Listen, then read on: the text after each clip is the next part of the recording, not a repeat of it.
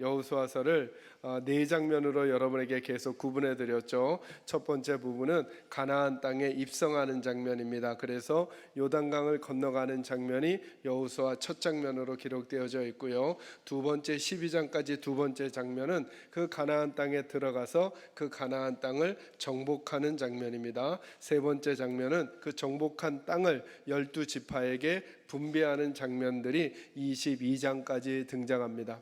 그리고 마지막 네 번째 장면이 뭐냐 하면 이제 그들을 이끌었던 지도자였던 여호수아가 그 백성들에게 남겨놓은 유언과도 같은 고별 설교가 23장과 24장에 기록되어져 있습니다. 여러분 한번 1절과 2절 말씀 한번 읽어볼까요? 같이 한번 읽습니다. 시작. 여호와께서 주위의 모든 원수들로부터 이스라엘을 쉬게 하신 지 오랜 후에 여호수아가 나이 많아 늙은지라 여호수아가 온 이스라엘 곧 그들의 장로들과 수령들과 재판장들과 관리들을 불러다가 그들에게 이르되 나는 나이가 많아 늙었도다. 아멘. 하나님도 알았고 여호수아도 알았습니다. 이제는 나이가 많이 들었다는 것을 그냥 듣고 흘려버리시면 됩니다. 여기 23장 1절에 보면 원수들로부터 이스라엘을 쉬게 하신 지 오랜 후라 그랬잖아요. 그래서 그 가나안 땅을 정복하고 분배한 다음에 한 15년에서 길게는 20년 정도가 흐른 다음이다. 학자들은 이렇게 얘기합니다. 왜 그러냐 하면 가나안 땅을 정복할 때 여호수아의 나이가 갈렙과 비슷했을 것이니까 85세 전후 혹은 많으면 90세 정도 됐을 것이다. 근데 나중에 성경도 읽어보시면 알겠지만 여호수아 24장 끝부분에 보면 여호수아가 몇 살에 죽냐 하면 10살에 죽어요. 그러니까 약 20년의 시간이 흘렀던 것이죠. 그래서 이제 시간이 많이 흘러서 여호수아가 죽게 되는 그 장면들이 다가오게 되는 것입니다. 그 멋있었던 여호수아도 40대 시절을 지내버렸고 80대 시절을 지내버렸어요. 그가 앞장서기만 하면 모세처럼 앞장서기만 하면 안 돼 보이던 일들도 되게 되었던 그 사건들이 다 지나가고 하나님도 그렇게 말씀하세요. 오랜 후에 여호수아가 나이 많아 늙은지라. 그럴 뿐만 아니라 자신도 2절에 늙었대요. 끝부분에 보니까 나는 나이가 많아 늙었도다 하는 말을 하게 되는 거예요. 저와 여러분도 언젠가 이 길 걸어가겠죠. 그런데 여호수아는 그 길 걸어가면서 이제 마음에 작정했어요. 무슨 말을 이 백성들에게 전할까. 여러분 이 말씀도 듣고 잊어버리세요. 23장의 유언은 누구에게 하는 거냐 하면 지도자들에게 해요. 24장은 온 백성들에게 하는 그의 고별 설교예요. 그래서 23장과 24장이 고면에서 달라요. 23장은 누구에게요?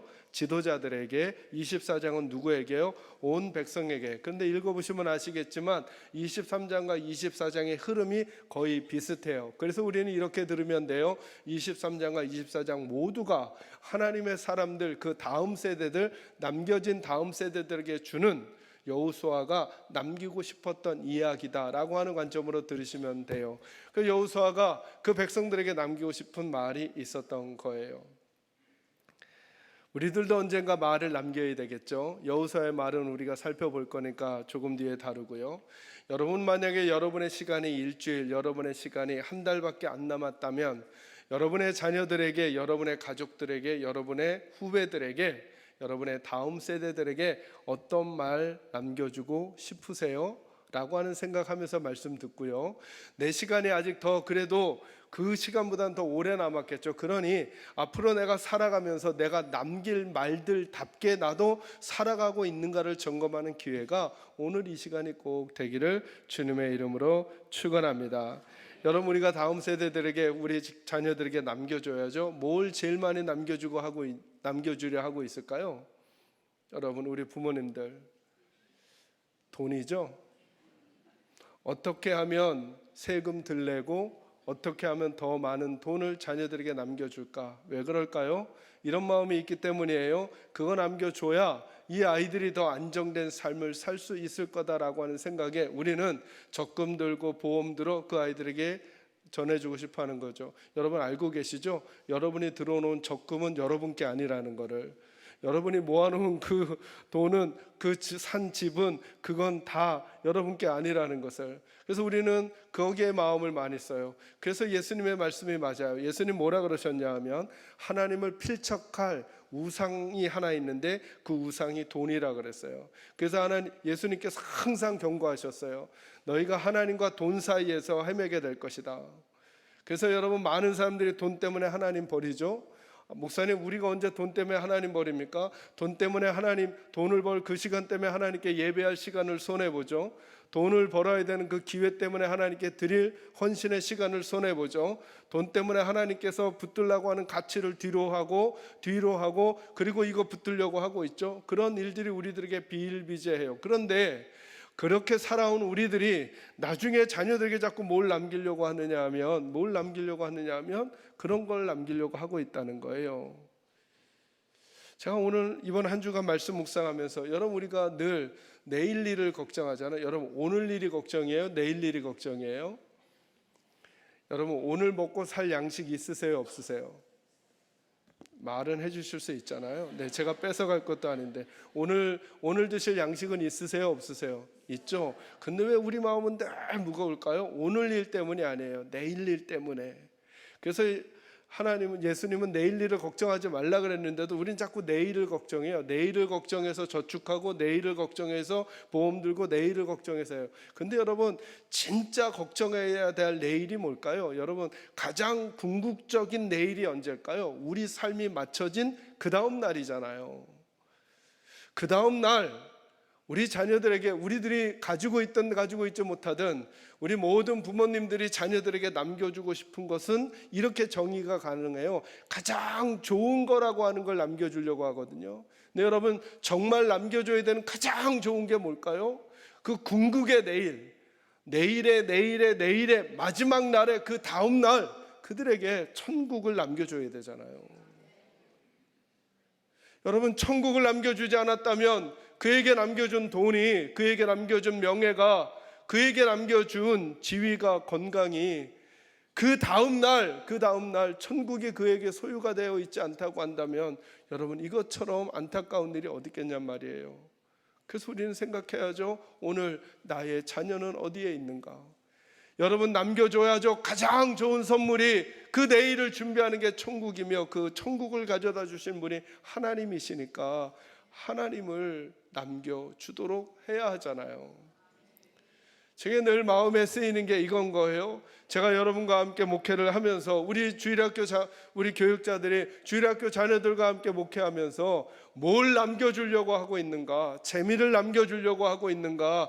흥겨움을 남겨주려고 하고 있는가? 아니면 하나님께서 가장 소중하다고 여기시는 그것, 가장 좋은 것, 천국과 하나님을 남겨주려고 하고 있는가? 이게 우리의 씨름이어야 하고, 여러분 부모님의 씨름이어야 하고, 형제들을 위한 씨름이 되어야 할 것입니다. 언젠가 우리에게도 이 시간이 올 것입니다. 여러분은 무엇을 남겨주고 싶어 하세요? 그렇다면 그 시간이 아직 하나님께서 조금 더 연장해 주셨다면, 그 시간이 올 때까지 내가 남겨주려고 했던 그것들을 나도 그렇게 살아가는 삶이 되어야 되지 않겠어요? 제가 그런 생각을 했어요. 100년을 살든 90년을 살든 우리가 남겨주려고 하는 것이 무엇이냐 보다, 하나님께서 말씀을 통해 하나님의 사람들이 그 다음 세대들에게 남겨주고 싶어 했던 것들이 무엇인지를 바르게 안다면, 아, 그래, 나도 이것을 남기며 살아가고 이것을 남겨주는 인생을 살아야 되겠다라고 하는 답을 얻을 수 있지 않을까요? 그래서 저는 이런 생각했어요. 말씀 준비하면서, 난 무엇을 남겨주어야 할까? 내가 고민하지 말아야 되겠다. 하나님의 말씀이 이것을 남겨주라고 하신다면 이것을 남겨주는 아빠가 되어야 되겠다. 이것을 남겨주는 목사가 되어야 되겠다. 이것을 남겨주는 선배가 되어야 되겠다라는 생각을 하게 되었어요. 여러분도 오늘 말씀을 듣고, 그래, 나도 이거 절대적으로 남겨주고 가자라고 하는 마음으로 오늘 말씀 듣게 되는 저와 여러분이 되기를 주님의 이름으로 축원합니다. 첫 번째입니다. 3절에서 5절 말씀 다 같이 읽어요. 3절에서 5절 읽습니다. 시작. 너희의 하나님 여호와께서 너희를 위하여 이 모든 나라에 행하신 일을 너희가 다 보았거니와 너희의 하나님 여호와 그는 싸우신 이시니라. 보라, 내가 요단에서부터 해지는 쪽 대해까지 남아있는 나라들과 이미 멸한 모든 나라를 내가 너희를 위하여 제비 뽑아 너희의 지파에게 기업이 되게 하였느니라.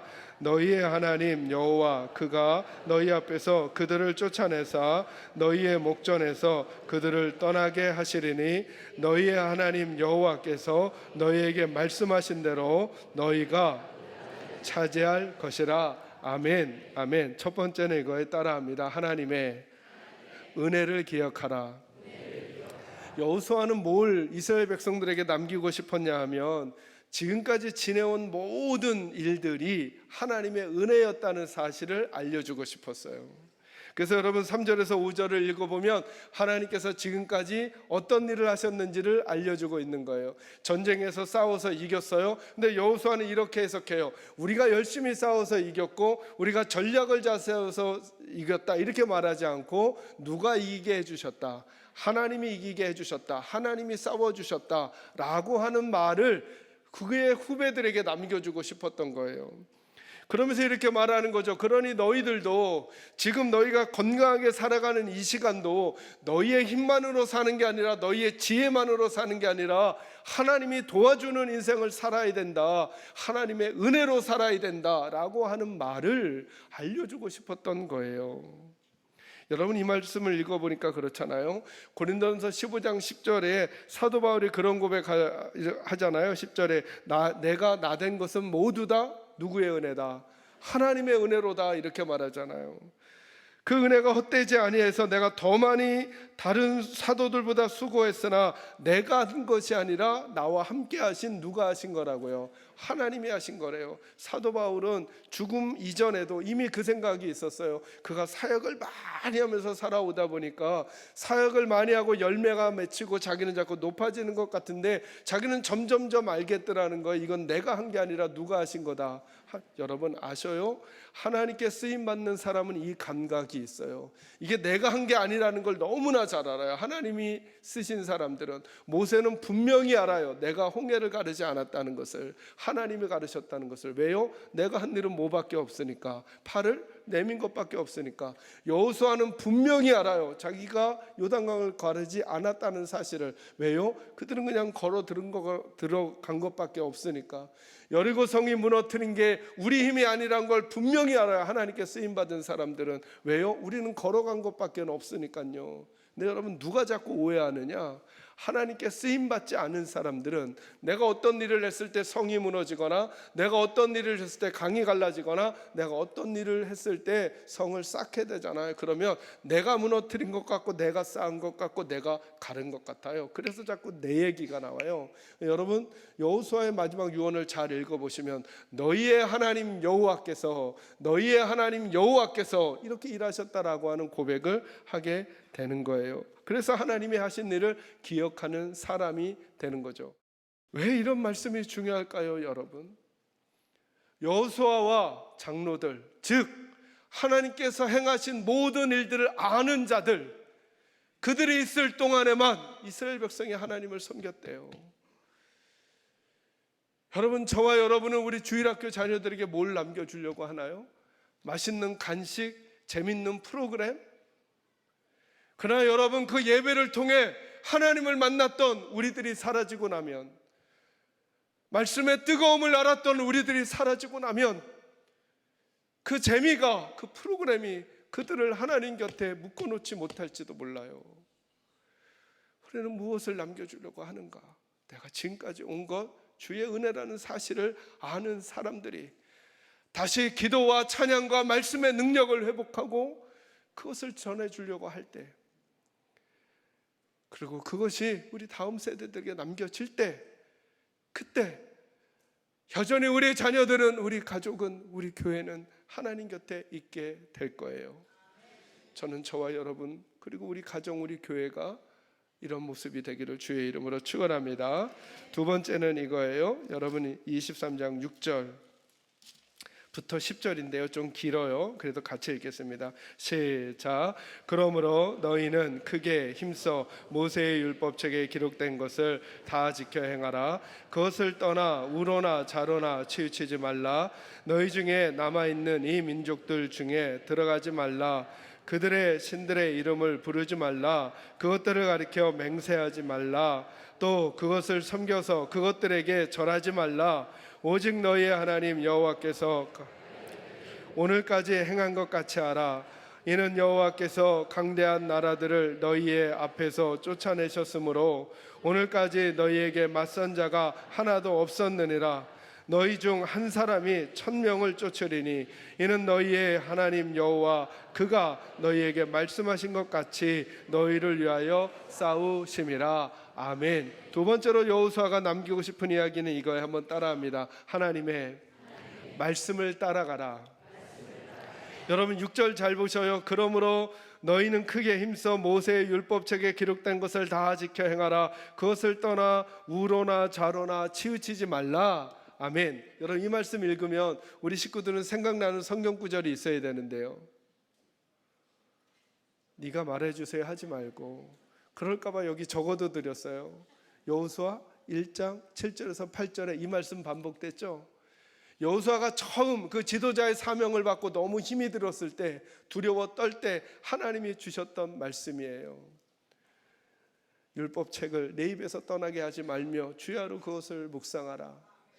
그러면 내가 어디로 가든지 내가 형통할 것이라. 좌로나 우로나 치우치지 말고 내가 내게 명령한 그 법을 지켜 행하라. 그러면 내가 너와 함께하여 내가 하는 모든 일에 형통하게 하리라. 언제 주셨던 말씀이에요? 여호수아 1장에. 그리고 여호수아 마지막에 가서 여호수아가 다시 그 말을 살아보니 그 말씀 맞더라. 그러니 여러분 하나님의 말씀을 따라서 사셔야 됩니다 라고 말하고 있는 거예요.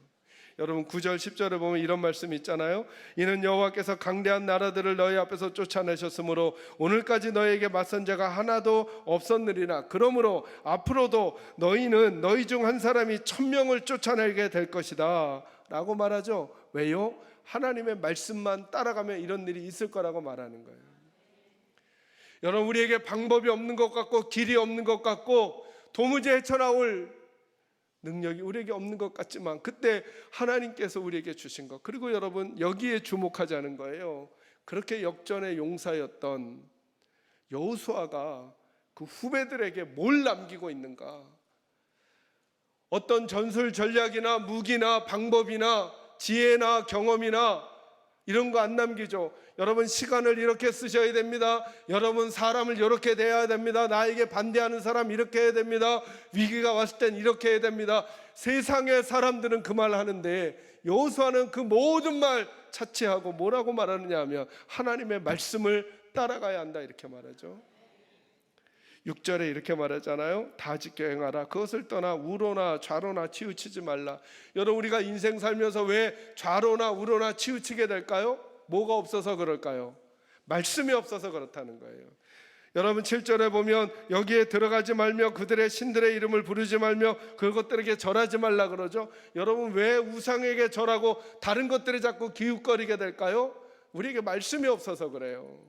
제가 언젠가 여러분 이렇게 말씀드렸죠. 어둠을 쫓는 방법이 뭐예요?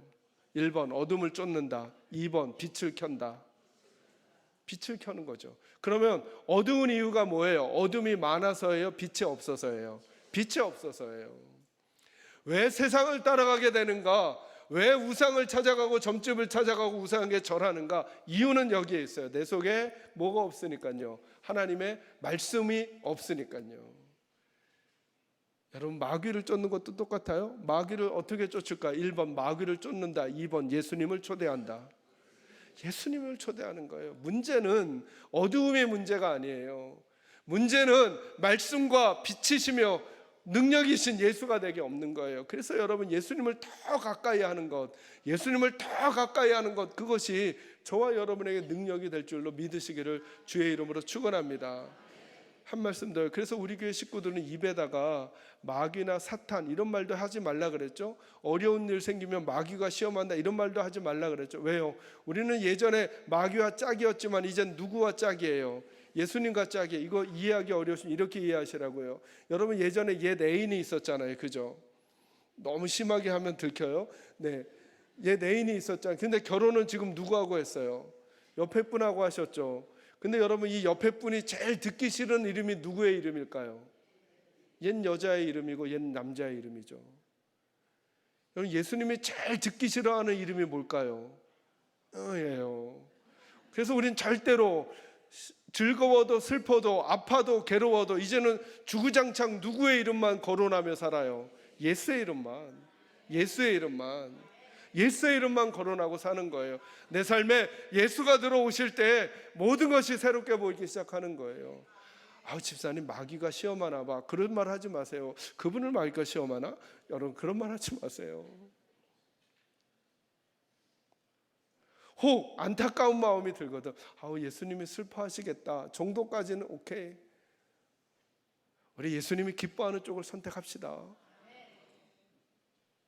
모든 일을 누구로 풀어요? 예수로 풀어요. 어두움이 문제가 아니라 뭐가 없어서가 문제다. 빛이 없어서가 문제다. 너 그러다가 안 돼 이렇게 말하지 말고 예수님만 오시면 돼 이렇게 말해주면 되잖아요. 너 그러다가 망해 라고 말하지 말고 예수께로 가야 복받아 라고 말해줘야 되잖아요. 우리는 이렇게 말하는 거예요. 좌로나 우로나 치우치지 말라. 왜 자꾸 치우치게 되는가? 하나님의 말씀이 없기 때문에 그래요. 저는 우리 식구들은 말씀을 따라가게 되기를 주의 이름으로 축원합니다. 한 가지만 더요. 11절 말씀 읽습니다. 시작. 그러므로 스스로 조심하여 너희의 하나님 여호와를 아멘. 세 번째 말씀을 우리가 따라합니다. 하나님을 사랑하라. 여호수아는 이 말을 남기고 싶었어요. 하나님을 사랑하래요. 하나님을 사랑한다는 게 어떤 걸까요? 그걸 구체적으로 설명하지 않고 뭐 하라고요? 하나님을 사랑하래요. 왜요? 사랑하면 방법이 나오기 때문에 그래요. 사랑하면 방법이 나오기 때문에. 제가 지금 한참 오래된 우리 부목사님 얘기 하나 해드릴게요. 우리 부목사님 에게 제가 뭘 맡겼냐면 제가 그때 대신방을 할 때예요. 지금도 그 앨범이 저한테 있어요. 대신방을 하면서 제가 아무래도 이제 마지막으로 대신방을 제가 할 것 같아가지고 하는 구역마다 제가 사진을 찍었어요. 사진을 찍고는 목사님께 목사님 이거 앨범으로 좀 예쁘게 만들어 주세요. 우리 젊은 목사님들 그거 잘 하시니까. 그래서 봤더니 어떻게 만들어 주셨냐면 1구역, 2구역, 다음 페이지에 3구역, 4구역, 다음 페이지에 5구역, 6구역 이렇게 만드셨어요. 그래서 그런가 보다 전 했어요. 근데 그 목사님 아이가 아파가지고 병원에 입원했는데 아이 혼자 쓰는 방이더라고요. 근데 가보니까 방을 예쁘게 아이가 아프지만 그 환경을 예쁘게 꾸며놨어요. 제가 어디에 시선이 갔냐면 사진에 시선이 갔어요. 사진들을 이렇게 놨는데 콜라보를 해가지고 이렇게 현상을 해가지고 걸어놨는데 제게 준 앨범하고는 격이 달라요. 여러분 뭐의 차이일까요? 사랑의 차이죠. 이건 목사님이 시킨 일, 이건 누구에게 해주는 거. 내 아이 아픈 아이가 마음 좋게 해주려고. 그래서 사진도 어떤 건 크고 어떤 건 4장을 콜라보를 하고 어떤 건 뭐 6장 뭐 다양한 사진. 그래서 제가 와서 나중에 앨범을 보니까 그 목사님 얘기를 하려는 게 아니에요. 우리가 어떻게 하나님 사랑할까요?